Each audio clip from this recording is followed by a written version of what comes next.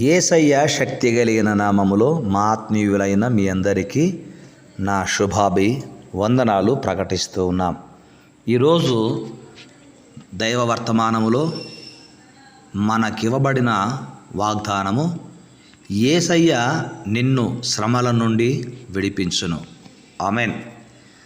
ఈరోజు మనము నిర్గమకాండము 12వ అధ్యాయంలో 29వ వచనము నుండి 36 వచనాలలో ఉన్న భాగాన్ని కొంతసేపు ధ్యానము చేద్దాము.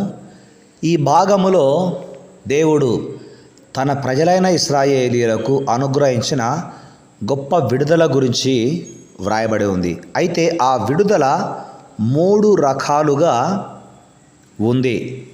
ఆ 3 రకాల విడుదల ఏంటో మనము కొంతసేపు ధ్యానము చేద్దాం. అయితే ఈ భాగాన్ని మనం గమనించినప్పుడు ఇశ్రాయేలు ప్రజలు ఐగుప్తు బానిసత్వములో కొన్ని వందల సంవత్సరాలు ఉన్నారు. మొత్తానికి ఒక దినమున వారు విడుదల పొందారు. వారి దుఃఖము నుండి, వారి శ్రమ నుండి వారు విడుదల పొందారు. ఈరోజు నువ్వు దేని గురించి దుఃఖపడుతున్నావో, ఏ శ్రమ గుండా నీవు వెళుతున్నావో నీకు దేవుడు విడుదల ఇవ్వబోతున్నాడు. అయితే ఇశ్రాయేలీలు పొందుకున్న విడుదల వారి సొంత ప్రయత్నాలతో కూడింది కాదు సుమా. పరిపూర్ణంగా దేవుడు అనుగ్రహించిన విడుదల అది. దేవుడు అనుగ్రహించే విడుదల 3 విధాలుగా ఉంటుంది. ఒకటి ఆకస్మికంగా ఉంటుంది.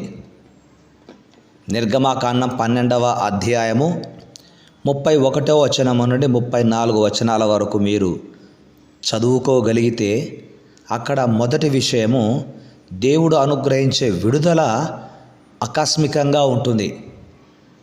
ఇశ్రాయేలు ప్రజలు ఎన్నో సంవత్సరాలుగా విడుదల కొరకు ఎదురు చూస్తూ ఉన్నారు. అయితే వారు ఎక్కడ ఉన్నారంటే ఐగుప్తు దేశంలో ఫరో కింద బానిసలుగా ఉన్నారు. వెట్టి చాకిరీలు చేస్తున్నారు.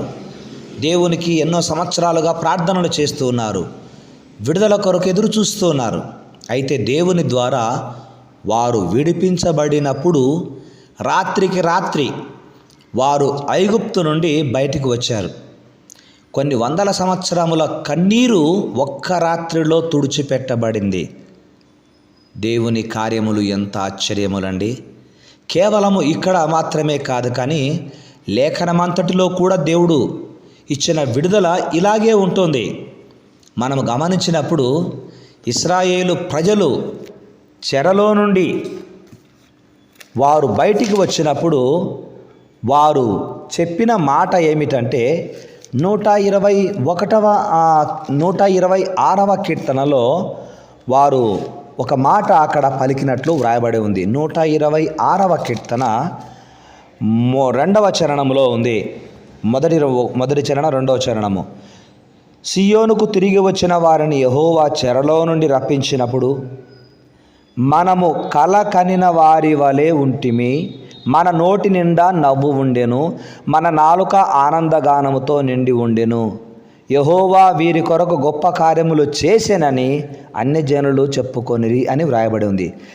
మనము కలగనిన వారి వలె ఉంటిమి అంటే రాత్రికి రాత్రే దేవుడు వారికి గొప్ప విడుదల ఇచ్చాడు.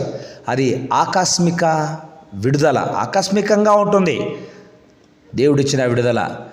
ఇక్కడ మాత్రమే కాదండి, మన బైబిల్లో చూస్తే 12 సంవత్సరాల నుండి రోగముతో బాధపడుతున్న ఒక స్త్రీ ఒక్క క్షణములో యేసయ్యను ముట్టి స్వస్థత పొందుకుంది. మార్కు సువార్త 5వ అధ్యాయం 25 నుండి 34 వచనాలు. అంతేకాకుండా బెతెస్దా కోనేటి దగ్గర 38 సంవత్సరాల నుండి రోగముతో పడి ఉన్న వ్యక్తి ఒక్క క్షణములో స్వస్థత పొందుకున్నాడు.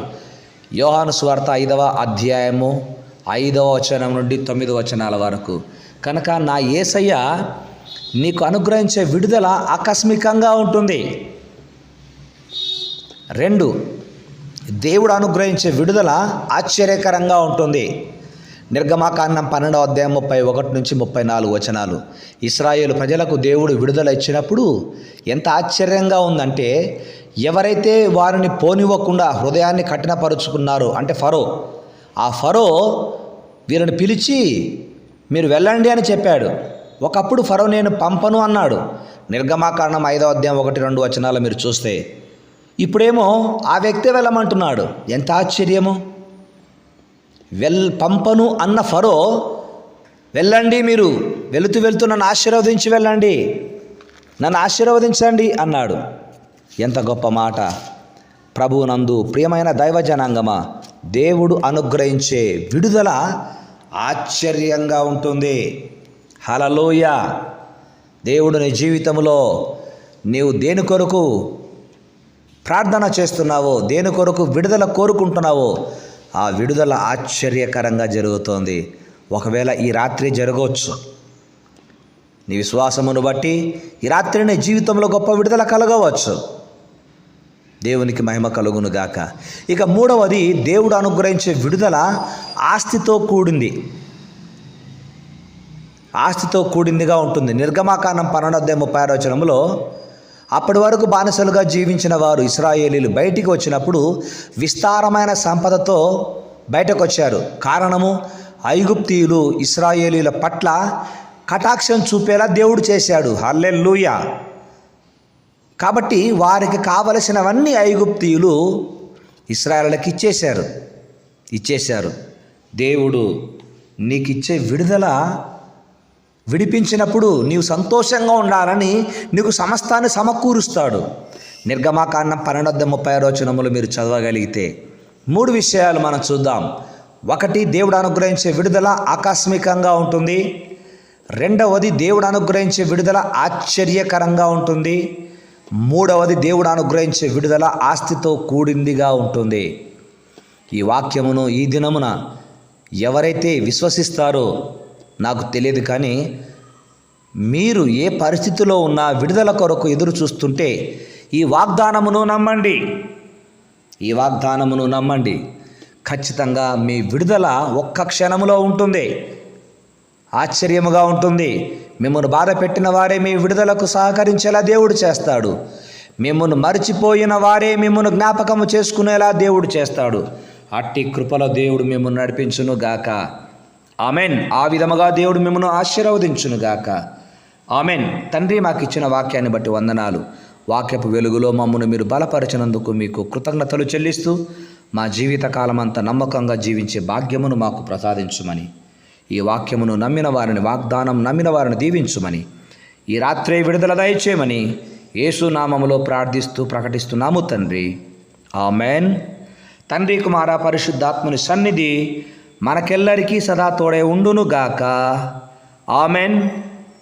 ఆమెన్.